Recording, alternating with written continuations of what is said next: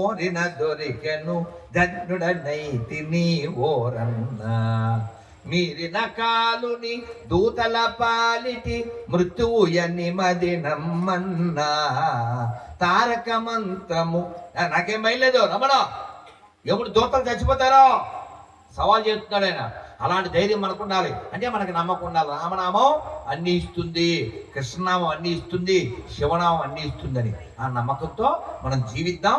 అలాంటి నమ్మకం కలిగినటువంటి గొప్ప వ్యక్తులు ఒకరిద్దరి గురించి చెప్పుకుని మనం ముగిద్దాం.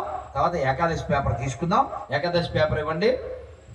మనం అందరం కూడా మర్చిపోకుండా ప్రతి ఏకాదశి నాడు 26 పేర్లు చెప్పుకోండి. ప్రతి గుళ్ళో ఫ్లెక్సీ పెట్టండి.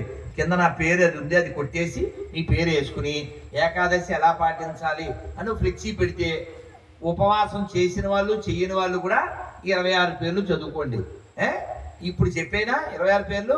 మళ్ళీ మధ్యలో మీ పులిహార గుర్తొచ్చింది అనుకో, ఎలాగా తినేస్తారు. మధ్యాహ్నం పొద్దునే తినేసారు. వచ్చే ఏకాదశి కన్నా ప్రయత్నం చేయండి.